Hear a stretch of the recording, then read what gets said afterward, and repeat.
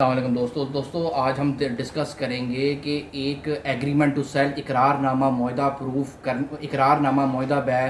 Agreement to sell proof کرنے کے لیے آرٹیکل 79 آف قانون شہادت کے تحت جو دو مارجنل وٹنسز ہیں ان کا عدالت میں پیش ہونا ضروری ہے۔ اگر ان کی examination in chief cross examination in chief نہیں ہوتی، اگر وہ عدالت میں بطور گواہ نہیں پروڈیوس ہوتے تو ایگریمنٹ ٹو سیل پروف نہیں ہو سکے گا۔ ایگریمنٹ ٹو سیل پروف کرنے کے لیے دو مارجنل وٹنسز کا پیش ہونا ضروری ہے۔ ہاں،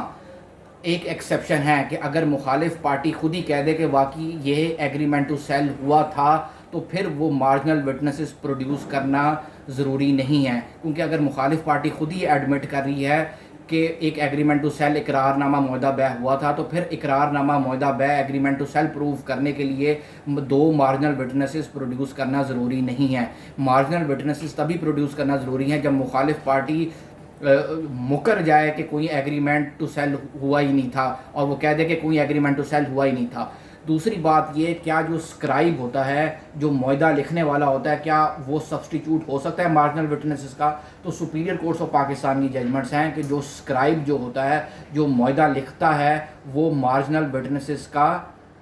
سبسٹیچیوٹ نہیں ہو سکتا۔ دوستو یہ ہیش ٹیگ میں بھی ججمنٹس کے ریفرنسز دیے ہوئے ہیں، یہ پڑھنے سے تعلق رکھتی ہیں اور یہ ساری یہی ججمنٹس ہیں، یہی پرنسپل لے ڈاؤن کرتی ہیں کہ ایگریمنٹ ٹو سیل پروف کرنے کے لیے دو مارجنل وٹنسز پیش ہونا ضروری ہیں انڈر آرٹیکل 79 آف قانون شہادت۔ اور اگر مخالف پارٹی خود ہی مان جائے کہ ایک ایگریمنٹ ٹو سیل اقرار نامہ معاہدہ بیع ہوا تھا تو پھر دو مارجنل وٹنسز پروڈیوس کرنا ضروری نہیں ہے، اور جو اسکرائب ہوتا ہے وہ مارجنل وٹنسز کا سبسٹیچیوٹ نہیں ہو سکتا۔ شکریہ۔